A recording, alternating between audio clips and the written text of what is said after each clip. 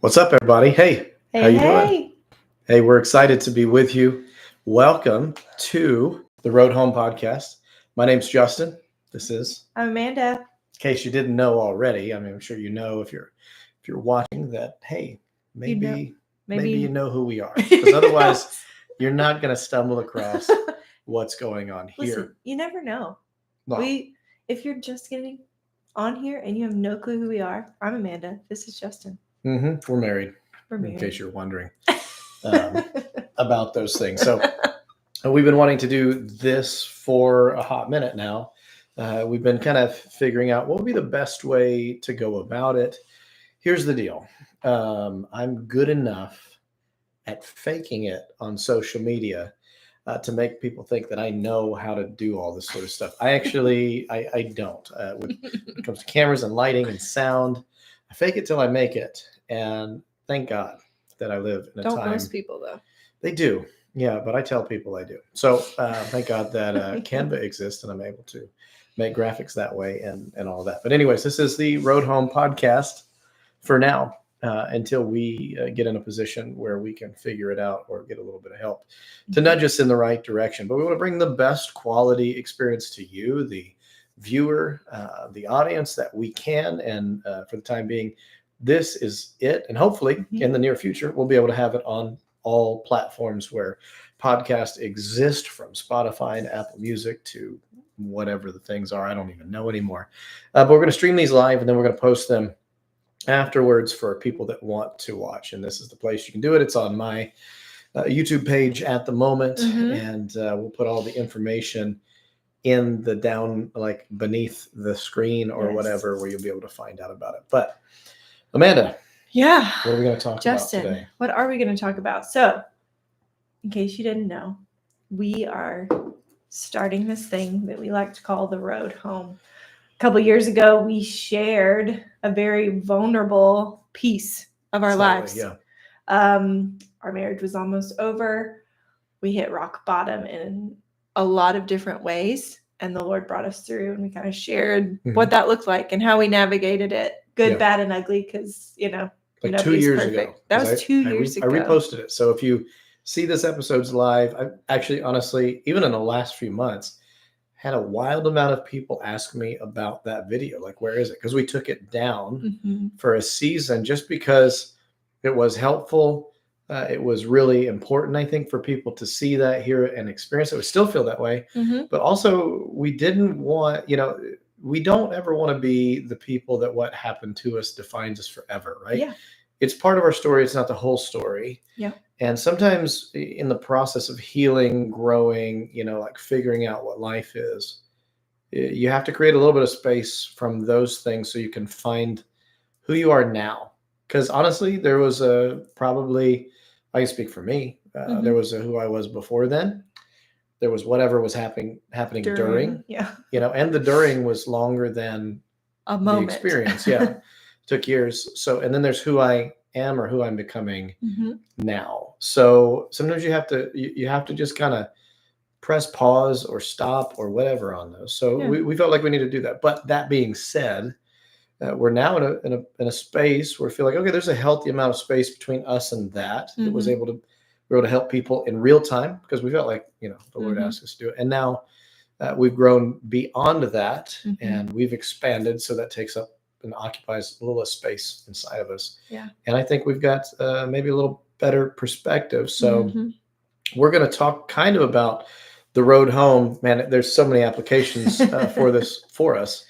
And we're going to have a lot of opportunity to we'll have special guests on, some of our friends, as we get better at this and hosting and all of the things. We're going to bring some people that we know and love and have a relationship with, people who have navigated, similar things. And to be clear, this is something that we're running through a ministry that we run called Fortified Families. So if you don't follow us, we do have a YouTube channel. We did a really cool thing last summer, which we will definitely talk about on here one time. I don't know if we'll do it tonight. But go follow Fortified Families on YouTube, Instagram, Facebook. You can connect with us. I do a mailing List. a mailing list, monthly newsletter. So I'm not spamming you with a ton of things in your emails. It's a monthly newsletter. My heart to you. Most of the time, just whatever I'm musing on with the Lord at the moment. So So we'd we love to exist to help people yes. experience faith, family, and functionality. So I've joked about it. I've been a professional Christian for a good part of my life. In other words, I've been in full-time ministry, and that's an interesting world all by itself. I'm joking. There's nobody that's a professional Christian. In case you didn't know, I speak the language of sarcasm. But yeah, in that world, sometimes we can become professional pew sitters or professional commenters, or we amen from the corner of the church, and we don't actually really know how to connect what is happening in our spiritual life to practical real life. So we want to share our stories of authentic faith inside the context of real family. I love the idea of community. Community is great. Community is a poor substitute for family. I just have to say that. It's kind of like a tone in the Western world, Western church, that says you're a family, we're a family, this, that, and the other. And I'm grateful for that idea. It's also not true. Like there is a family for you. And if you don't have a family, start a family.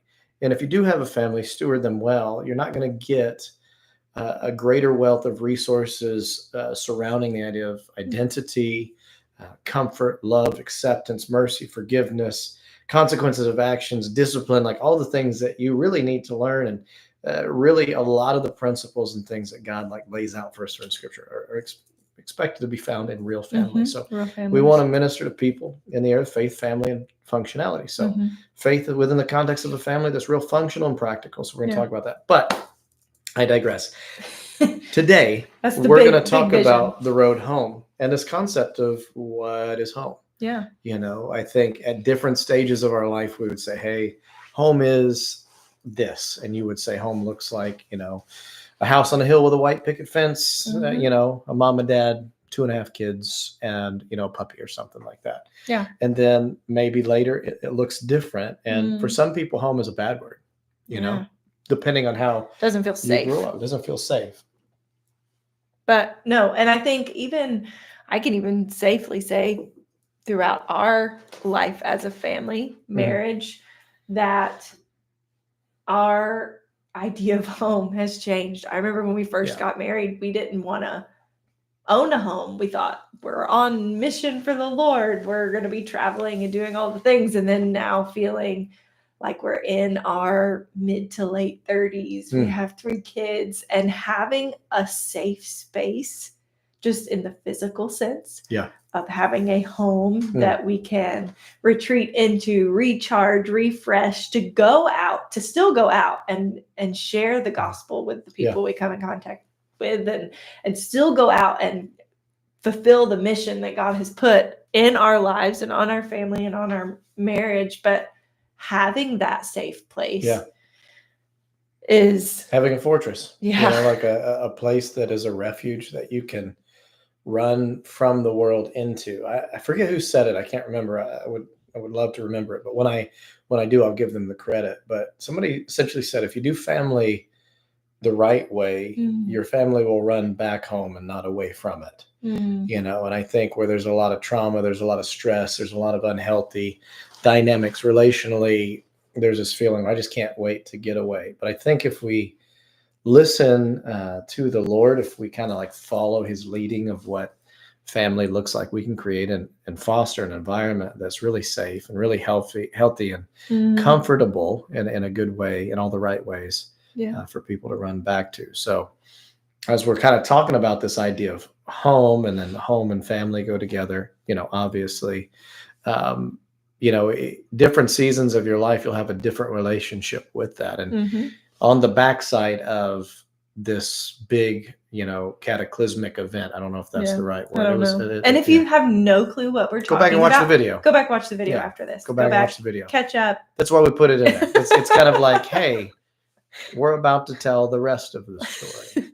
Who was that country DJ that back in the day? And he's Paul. No, listen. I have no idea what you're talking. You just pulled this on me. He used to tell a story on Sunday. Paul Harvey. Paul Harvey. That's okay. Okay. Paul Harvey, and he would always end with, And that's the rest. And that's the rest of the story. Yeah. Yeah. I'm only 38, so I don't like I was. Listen. I mean, I'll be 38 this month, and that's really I'm an pushing old it. soul. That's Okay. what happens when you hang out with old people all the time. Well, I don't know. No if one you probably understood knows who that that reference is. and you're like, yes, I'm so glad that I'm for those here older you. people that are watching the podcast. But for the rest of you, I don't know what she's talking about either. But the rest of the story is where we are now, and what God is doing in us now, and too, like we kind of want to just let our lives be a little bit of a beacon of hope, or even like a warning label, like, hey, don't do these Don't things. do this. This could happen, right? Don't drink the pine sol. That's a bad idea. Don't stick your hand in the garbage disposal. You know, you might draw back a nub or something. Right. Like that. We don't want that. We don't. So in our life, mistakes. learn from some of our mistakes. And then also too, you can make mistakes, you can experience failures, and you can survive them. Not only can you just survive them, but you can get restored, be healthy, and more whole than you thought, faster than you thought. And also too, like, you know, some things, the worst thing that could happen can, in time, if you let time do its thing, it can prove to be one of the better things that happen. And it's not that it doesn't hurt or sting or carry ick or grief or remorse or whatever, right? Like when you think about some of the things, but it does carry some type of, like, I don't know, silver lining in the clouds to see that, you can thrive on the other side. So after those events, after and like coming to a close, and the whole grief cycle of, you know, all the things, the bargaining and the stuff that comes with it, we kind of came to the conclusion that, hey, we're done. Like, Knoxville's over. It's not salvageable. That when all the dust settled and the smoke cleared in its present state. There's just ashes. There's nothing there for us. There's nothing we could do to fix it. That was beyond our effort. And, you know, sometimes faith looks like holding on to the bitter end. Sometimes faith looks like just staying in. Other times faith looks like, I've done everything I can do, Lord. And the greatest step of faith is to give this to you. You gave it to me, or you entrusted my care. Here, to the best of my ability, here's my ashes. Here's what I have. And let's move on to the next. So, and two, we come from, most of you would know us, but we come from like a background where it's like really full of faith. Hear the voice of the Lord and are led by it, right? And move forward. And that Knoxville season of our life was no different. And it was very challenging for me because had all these words from the Lord and these prophetic promises, and they just didn't happen. Or they what we thought they did happen. Yeah.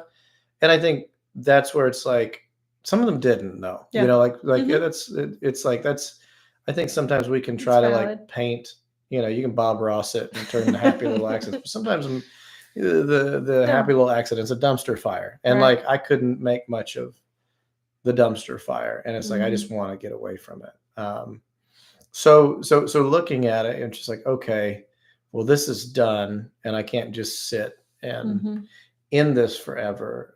Moving forward was kind of hard for me because what was your experience like for that? Like, was you coming to, okay, we're going to be done, and then it really culminated with, we toyed around with like moving towards the Nashville area just to kind of like take a year and recoup, and maybe we'll Airbnb the house, and maybe we'll rent, maybe we'll give it a. We tried a lot of different ways to stay connected to Knoxville because of, we felt like we had a word from the Lord. Yeah, things did not go the way that we thought they were going to go, by intention or by our own, our own mistakes, failures, mess ups, whatever. It did not go the right way. Or I don't know if there would have been a right way in that. And so we thought, do we hold on to it, allow the Lord to like turn it back around and just give it time to breathe? Or do we just cut completely, kind of let the ground rest? And if the Lord brings it back to us, then we go back. And I think we talked to some trusted people. We talked to some mentors, advisors, what's the wisest decision spiritually, financially, all of the things that we were navigating in that season. Prayed through it and really just felt like it was time to pick up, pull the tent pegs out, close it all up, and move on. Shake the dust off, whether, Knoxville didn't receive us or we just got chewed up and spit out. I don't know, but it was time to. I think the hard thing for me was I can fail. Like I'm okay with like if I messed up, and like I can make mistakes. That doesn't bother me. But I think that one felt like a massive failure for me because like I felt like there was some if-then contingencies, and then I just felt like I did feel like a failure in some regards. And I think for me, the phrase "failure is not final" has become like a T-shirt bumper sticker kind of thing now. But it was like for me, I was like, oh, this failure is the failure. And I remember process. That was why it's so hard for me because it's connected to can't let this go because I will be failing the Lord and He wanted me to do this. But at the same hand, it was impossible to do the things. And I was on the verge of just losing losing myself. And I was talking to one of the counselors who've been in our life, a very trusted voice. And we were like, should we just pack it up and leave? And they said something that was profound to me. And I feel like this would be maybe important to somebody who's in this valley of decision, feeling like somehow it has more to do with you than it does. And he said, Justin, sometimes the easier path is the right path, which violated everything like within me. Because I'm like, that's not true. If it's not hard, it's not God. And he's doing all these hard things. But somehow when I heard it from him, from outside myself, from somebody that I did trust, it like gave it a great deal of relief. And I was like, I think we need to just sell the house and move away. Yeah. Mind you, we're selling a dream house. We're selling a miracle house. We're selling a promise. And there's like a whole lot of things there. But there was something about the wise words of somebody from outside that was like, hey, this is okay. And we started, but it was an untethering of something that we needed to be untethered from. And this process, I don't know what it looked like because it was different than in the past where it's like, full of faith, excited about what's on the other side. And maybe we had a word of why we were moving to the city or why we were, Well, there's a mandate or something connected to and it. this was more so like, God, we just need a break. Can we go to a different place? Holy crap. Yeah. It's like, can are we allowed to leave? Can we just not? Can I just, can I quit life? Yeah. And two, like, burnout's an understatement. Warfare is an understatement. Physically, emotionally, spiritually, just not well. Yeah. And it's like, I don't know if this is worth it. Like, I mean, like even, that was another question I started. Is this even worth it? Even with the promises, even with the prophetic words, is this worth the damage that it's doing long term? Are we doing something wrong? Right. And I don't know that we were or we weren't. Yeah. And I also don't think that was the point, but there was something about that decision that was really powerful. Like maybe the easier thing. And there was this pull, this otherworldly pull westward towards Nashville. And when we knew that when we decided to sell the house, it was going to be something that was profound. Right. Yeah. So we did that. We started moving. Yeah. This direction. And interestingly enough, as we did, things started to happen as they do. And it's so interesting. Once you make a powerful decision like that, that it does cause things happen in motion. Life happens in motion. There's doors begin to open as we move this way. And movement is life too. Don't grow too stale and too stagnant. So it's like, okay, but also too, battered, beaten up, bruised, disoriented, not on my A game, with discernment and/or like, do I hear God anymore? Like all those questions are very hard. And things started popping up. We're like, oh, this seems like things are moving the right direction. So jobs, homes, like it was wild. Yeah. We moved, we sold our home at a very favorable time. Yeah. And we're like, oh, I think maybe God's in this. And it gave us options that we wouldn't have had in a different season. And I remember, like we moved and I'm like, oh, God's, he's coming. Or like, yes, this is the breakthrough we needed. We made the right decision. Yeah. And trying to buy a house in Nashville, y'all, in 2022 ridiculous. 2022, 23, or 24. I Like mean, basically we're anytime after anytime right 2020. now. Don't buy. But like we were moving to a different geographic location, Mhm. carried different challenges with it as it does. But I mean, it Mhm. was no small task, and we were up for it because we felt like kind of God was with us. And it was interesting because almost like immediately I was presented with an opportunity, like Mhm. a six-figure opportunity, an amazing job opportunity, and it really seemed to be the Lord. And coming out of a very vulnerable time of just like Yeah. a great deal of betrayal outside of you and I, Yeah. outside of our marriage and those troubles, like the most betrayal I've ever experienced in my life in a freaking cluster. And it was not people I didn't know. That's the thing about betrayal is you can't be betrayed by people you don't know and aren't Yeah. close to you. They have Right. to be close. And There's it was cost. so much I couldn't bear it. And then I like come into a situation. I'm like, oh, cool. This is amazing. It's maybe this is, the sevenfold restoration for Yeah. all the things. So we go to sell the house, we put it on the market. I accept this job offer for this six-figure job, doing what I believed and Mhm. still believe that I'm called to do. It was Mhm. so close. It's befuddles me to this day. Mhm. So we were able to we found a home. Yeah. Everything started happening. It was a home that was yet to be built. We signed a contract. We were under home, had this job in place. It was supposed to be, we would live in like an apartment for a For temporary a couple moment of months time. because there was just a rollover. It was of the when most gonna ideal be situation. We're like, this is great. We're just going to move from here. I mean, God's going to restore the ideal. years We that the locusts had to took. put things in storage and then live in Yeah, a I small mean, place yeah. for a couple months. I mean, aside from that, like it was as ideal as it could be. All things considered, it was better than it had been. And even in that lull of a time, we'd ended up, it was a weird thing because I had felt like as I was praying, I was like, I think we're going to live in like an RV or a camper for Yeah. a little bit. And I was like, that's not me. This is right? the fun part. This is not me. This is the fun part. Yeah. Yeah. So he had told me, he's like, I think we're going to live in a camper or RV or something. And so we had even looked at when we were first having trouble of finding homes. I think we put in probably 5 different offers on homes before. Yeah. This We is when finally, homes were selling in 8 like, hours yeah, for 200,000 way over over asking. And A so we weird were like, time. maybe we just use some of our, home money from the sale of our Knoxville home to buy an RV and Yeah. live in an RV and get some land or something. Like in our Maybe. head, we're thinking all the things. How do we just get a place here in the Nashville area? Just this is where we feel like we're supposed to be. Just open a door anyway. And some close friends of ours randomly just called to check in on us, see how things were going, and was like, hey, if y'all need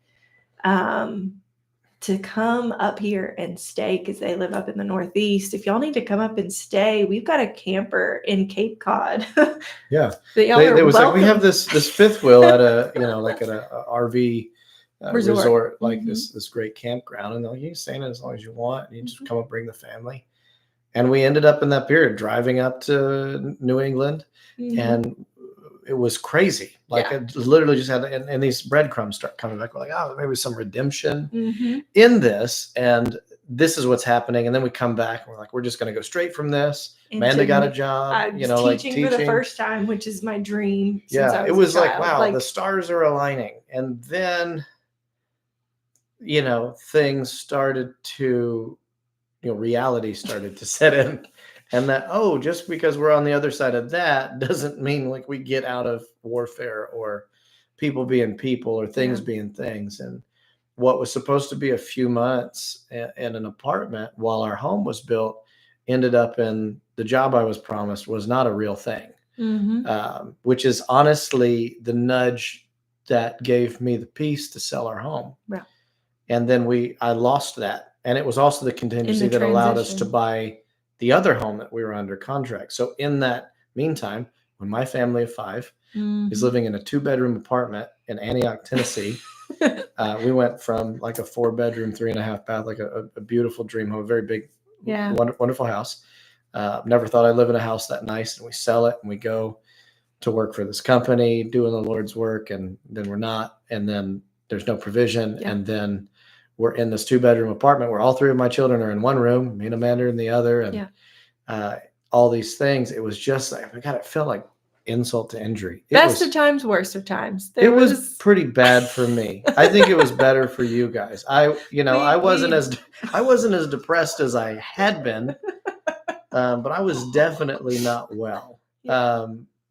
Man, it was just a very hard time, and I felt slighted by the Lord probably quite a Yeah. bit and you guys were out. Yeah. You guys were doing amazing, and I was just by myself a lot. We were all at the same school. I Yeah. was teaching. They were going. We were. It was dark for you, boy, and it had Yeah. it just like, God, is this just the way life's gonna be now? And I just remember it just felt like stretching, Yeah. because I don't know. I mean, this may be something like if any guys watch this or any men, maybe it's a masculine thing. I don't know, but when you have a family and you don't have a home, you don't feel super great about that, Mm. or worse, if you've had a home or had homes, and then you're leading your family in a direction, or you feel you are, and then you don't. Mm. You feel like something's off or wrong, and you're just not able to. And it was very challenging for me. I was like, did we miss you? Like, have you left us, God? Like, have you brought us this far to just leave us alone? And like, what Yeah. in the actual hell is happening? And why is everything so hard? And I can't really take a lot more of this. And it was a very challenging time. One of the really, again, it's stretching and then silver linings. It's like, I had come to grips with the fact that the Lord had not left me and was really, really instigating a lot of this, which is kind of not fun. If you think the Lord won't walk you through suffering, you're just wrong.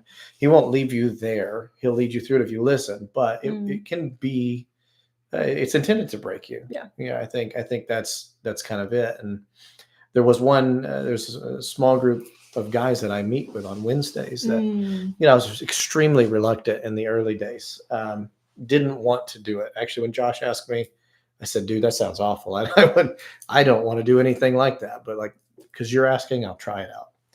And it ended up being a place where I actually got legitimate, like actual deliverance of demons. And my brothers like held my hand and walked me through some things I just couldn't navigate on my own. And it had been really redemptive.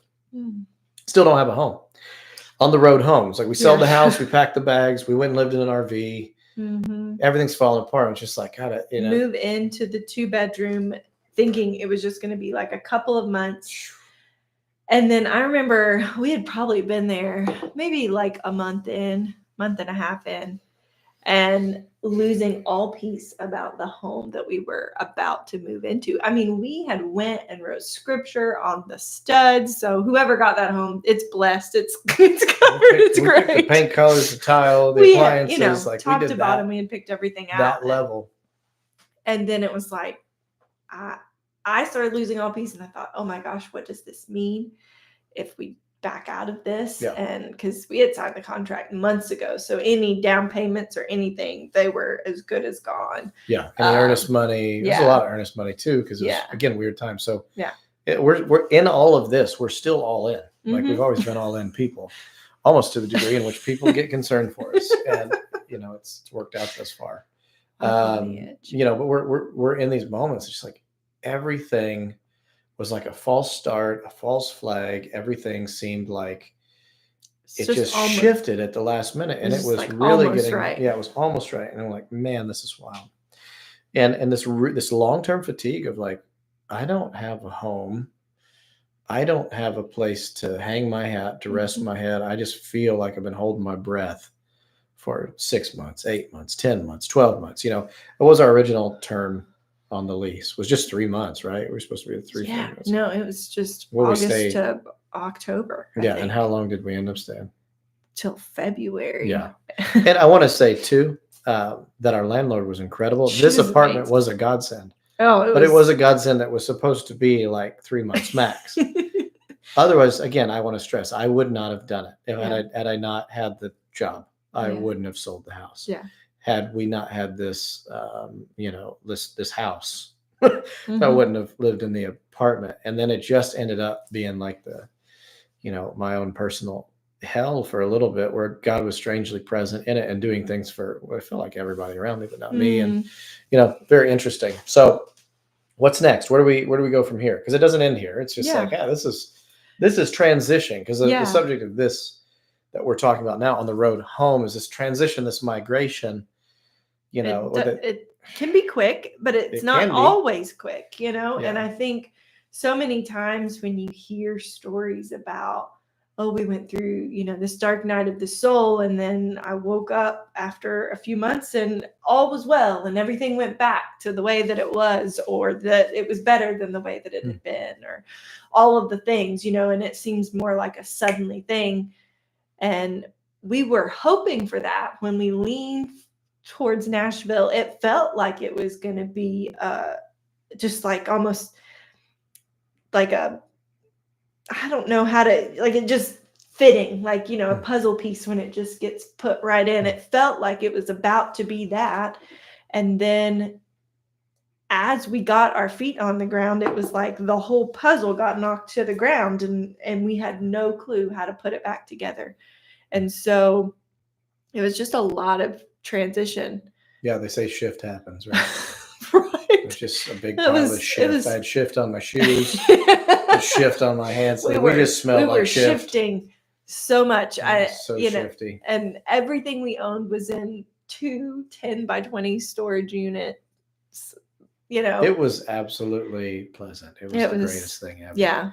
And in that, you're just like, I don't know that you know, like sometimes when you go through sifting, pruning, you're like, I don't know what's left. Yeah. You know, and this is just on like a very practical front of like an actual physical home, much less the things that were actually happening during this time, because we are still like, you know, coming out of the fog of all of the things we walk through, and getting to know the new versions of each other in this process. Then we have our own family things. We had some, I mean, I don't know what you want to share as far as like, you know, we had deaths in the family, we had births, we had, you know, transitions, changes, all of the stuff that you have to navigate with you and your kids. I will say it's painful, but the one positive thing was it was probably November-ish, and our oldest came down and just was gripped with repentance. Yeah, conviction, repentance. Conviction about some things that had happened in Knoxville, and we didn't even know. She had been holding on to it because of all of the things we were walking through. She'd kind of walked through it on her own and really just poured her heart out to us about some things. And we sat and we cried together and we prayed together and we talked through it. And for me, that was confirmation that regardless of all of this crazy transition, we moved the right direction. Yeah. My voice cracked. Just took me all the way back to puberty right there. That's a different transition. I might need some hormone replacement, TRT or something. Lord help us. But yeah, in that, I think I went through legitimate deliverance, and it was, there's layers to it, but it's like there's real trauma, then there's generational stuff, and I just remember I was like, I'm so freaking disappointed in everything. I told one morning, I was like, I'm disappointed in the church. I'm disappointed in marriage. I'm disappointed in all of this shit, you know, like, forgive my language, but like, this is going to be kind of the platform here. I am just tired of all of it. Everybody told me all this growing up, that if I did this, it would turn out this way. And if I followed the Lord, and, you know, and I did all those things, and it just wasn't true. You know, and I got to stress to you, if you're raising somebody or discipling them or mentoring them, tell them the truth. Like, I would rather have an unfortunate truth than some mystical reality that one day I find out you're a liar and you manipulated me. Like, that's not the way people need to find out. And I was like coming to grips with this, that I'm, you know, in my late 30s, and I'm just a hot mess. And I was so disappointed. And I remember it's like literally right before I was going to my men's group or something like that, and or my small group, and get there, and they're like 2 minutes. And the guy's like, hey, this is weird, but like, we're driving over here, I felt like God said that somebody's going to get delivered from like this heavy spirit of disappointment kind of thing. And I thought, that's weird, because the only people that are there are Justin and so and so and so and so. And I said, nope, totally me. I said, that on the way over here, and I Mhm. mean it. Like it's like this foreboding, weighty ick is Mm. on me and it won't lift. Yeah. And they began to pray for me, and I got legitimately delivered. Like these things came out of me, these demons came out of me that had come in through some different things, some generational things, stuff with my father and my grandfather. Sometimes it's not always your fault, but it is Mhm. your responsibility. Once you Inner know. healing is an inside job, Yeah. and some of these things were coming out in our family. And one thing that we realized was, man, there's a lot of pain because we're feeling things we didn't used to feel. Yeah. And that's actually a sign of healing. Right. And sometimes we would prefer to be medicated Numb. or numb to the reality of a thing than to actually go through the process of healing. And the Lord was simply saying, hey, this is going to go. And this all happened to overlap. So I was going through my deliverance as I got delivered and renounced some generational things, like literally within 24 hours, I think it was. Aaliyah was gripped with conviction by the Holy Spirit, came down, we prayed over her. She got delivered too, I'm convinced, in the living room. And the Lord just started cleaning house as We went started to doing clean house communion as a family. regularly. Yeah, the fear of the Lord fell on us. Yeah. You know, like honestly, it did. And then we confessed our sins one to another. We just got like, hey, Daddy struggles with this, Yeah. this, and this. You know, Mama did the same thing. And we talked about our families as well. Like these were some things we experienced with our families that weren't great. And you know, like this is a propensity that exists, and maybe we need to talk about this. Yeah. And in case you're wondering, our children at the time were how old? 11, 8, and 6. Yeah. So 11, 8, and 6. So if you're watching, you have a family, and you're like, how do you do that? You just do it. Like there's you recognize that the Lord's doing something, and you're like, help me, Holy Spirit. Yeah. But as I chose as head of the household, going through some hard things, it's like, I mean, how hard can it get? It's like, well, just go lower still. That's what Heidi would say, right? You know, just go deeper. And as I would yield, the Lord would. But then as we really like laid down, it was like a domino effect. We're like, okay, so we're seeing something happen. Yeah. And that's one of the beautiful things about maybe the wilderness is that that's kind of the only place that you'll get your dirty laundry aired out. Yeah. You know, and it's necessary, but it's where you really get all of that Egypt out of you before you go into a promised land. So don't rush it. Like, don't rush it. It's important. So like whoever's in it, you're like, God, this is crazy. Just like my mentor, Randy Clark, he would say, you know, we don't care about what God's not doing. Sometimes people get really focused on, you know, he isn't doing what I want him to do. It's like, no, just focus on what he is doing. What is he doing? God's cleaning house multi-generationally, working on the bloodline. Yeah.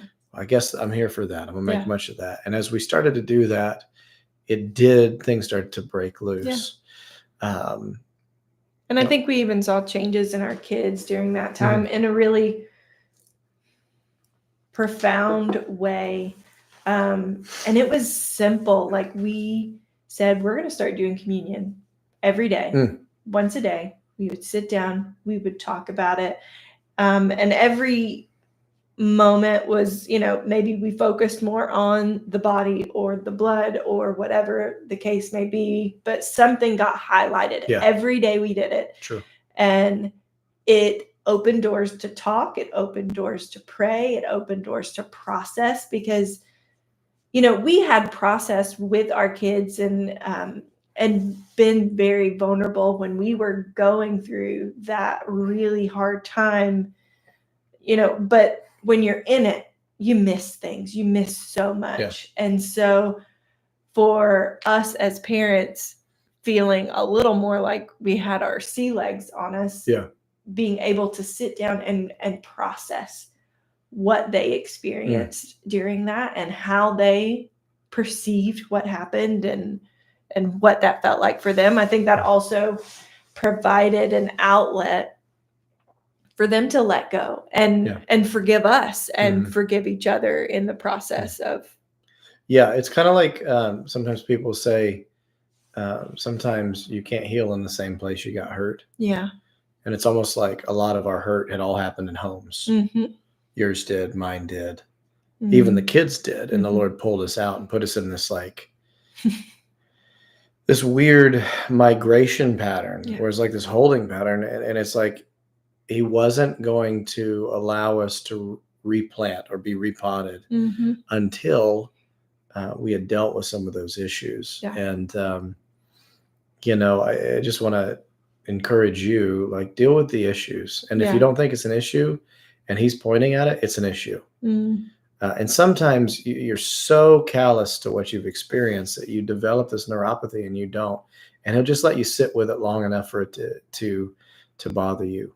But yeah, death is more of a doorway than it is anything else. And, that resurrection power is connected to the fellowship of his suffering. So like, Yeah. you might die, like it's an option. It's like, I feel like I'm going to die. Well, you might, but he'll resurrect you, Yeah. if he sees fit and all of that. Yeah. So don't want to like stay and hover there, but this is like not a fun, like, oh my God, I'm going to sell the house. God's moving. No, lose a job, lose the house. Death. Literal death, deliverance.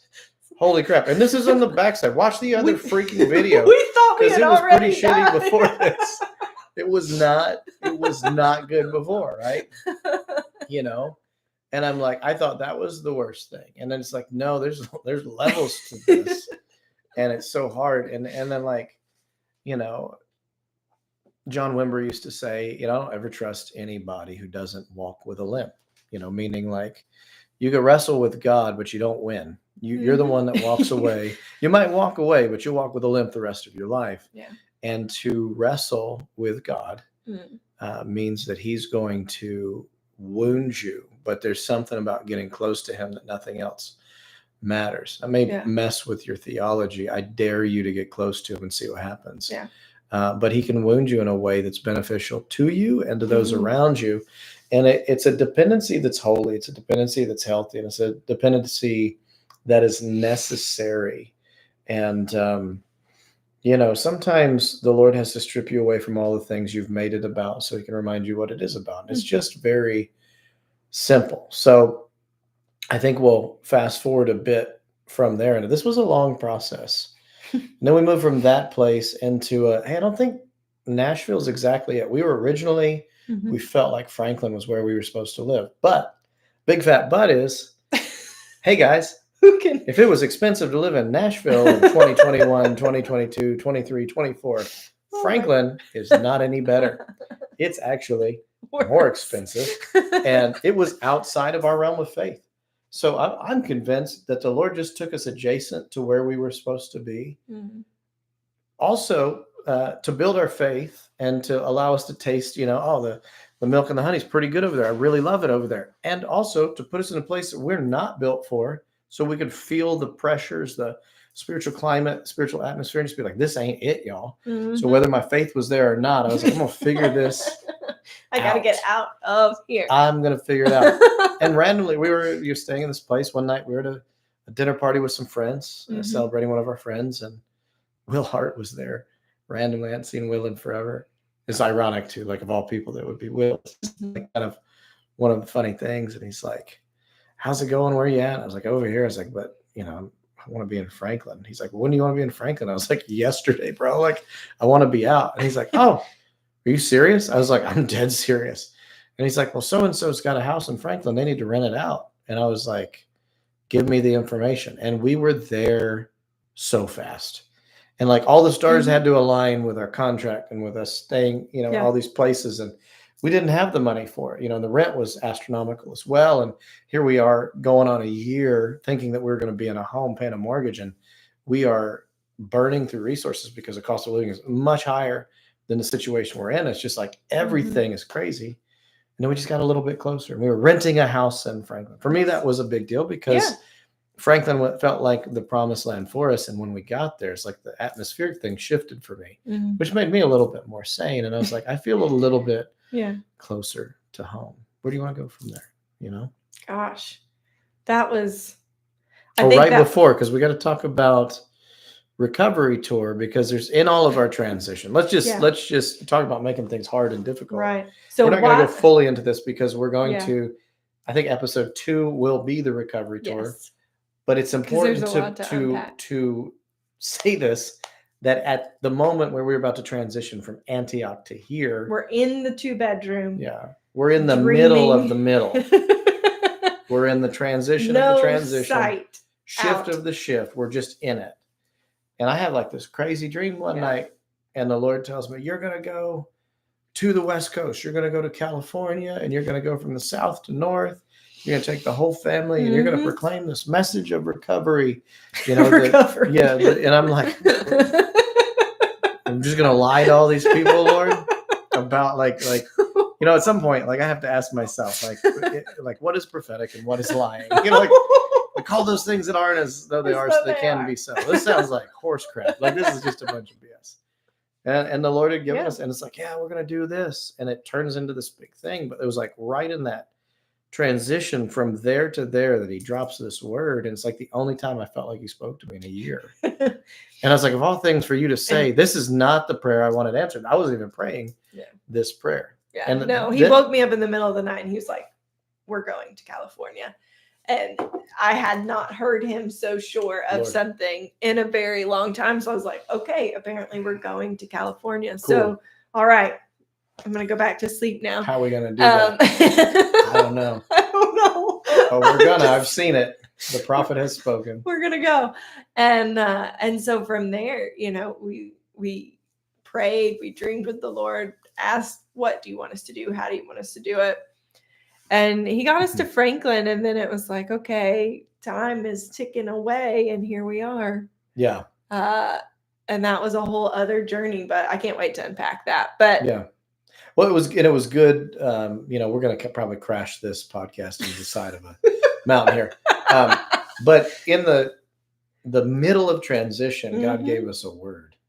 And the word acted as this. We didn't know what in the world was going on.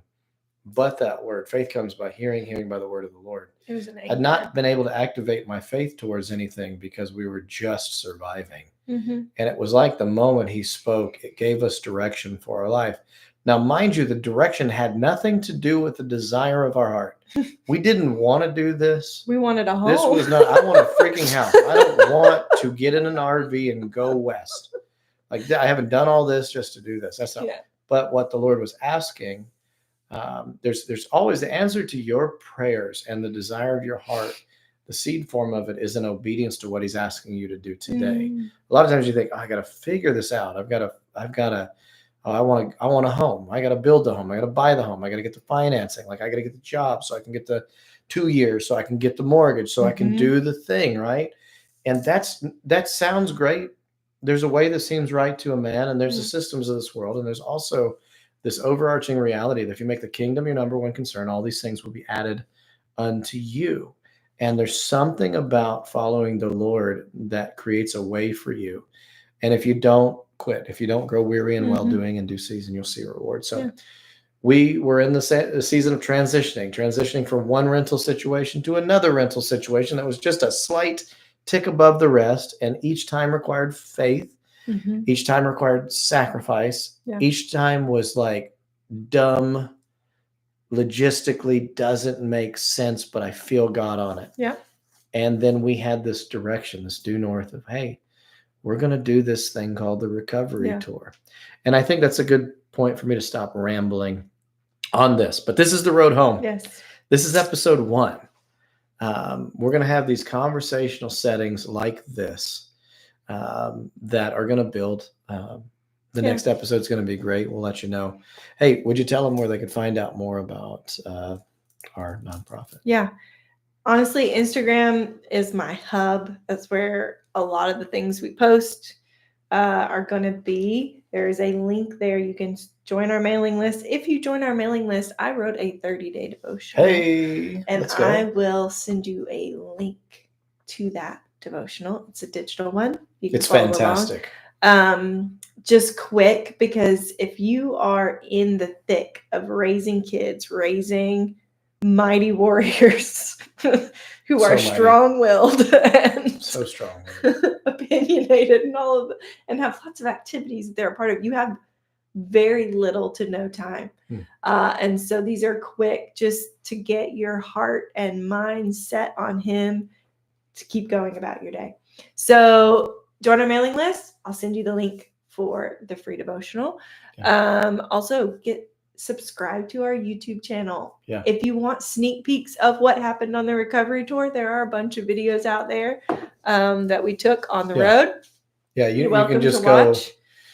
sitting up late at night, doom scrolling. Yeah, You can they're watch quick all of our little 5-minute. travel vlog videos. Yeah. And it'll give you context for the next. So you need Yeah. to watch the other video before this, the exposing Yes. Jezebel one if you get time. It's like, think Will and Jada, think Johnny Depp and what's her name? But it has Thank a much you. better ending. It has much better ending, yeah. But it's like, if you just want to grab the popcorn, do the things. Reconciliation. Or if you just want to feel better about your own situation. I don't know. listen to it. Maybe let Yeah, us be your. Yeah, we're still here. We're still doing things, the things. Yeah, but the website is what? Fortified-families.org. Yeah. You can connect with us there. You can donate if you feel led. You Yeah. can keep up with what we're doing if we're traveling anywhere. We'll probably pick up travel in the summertime because the kids with school and stuff. So we'll see what happens. You can see all the things on the website. Follow us on all the places. Subscribe. Yes. For the time being, this is going to be on my channel just because there's more viewers. And then if you want to donate towards the podcast and help make this thing a little better, because we don't know what we're doing. We need some help with editing and stuff like that. Or if you happen to be a podcast master, maybe you're a sound, audio, video, whatever kind of person, you're like, I could help these guys out because they're struggling. Hey, we're on the struggle bus, but Always. hey, at least we're moving forward. So guys, it's been a blast. Thank you for joining us on the Road Home Podcast, episode 1. See you next time. This is it. We'll see you next time. We're out of here. Share this with your friends on all the platforms. Please get the word out, and we'll see you on the flip side. Bye-bye. Bye.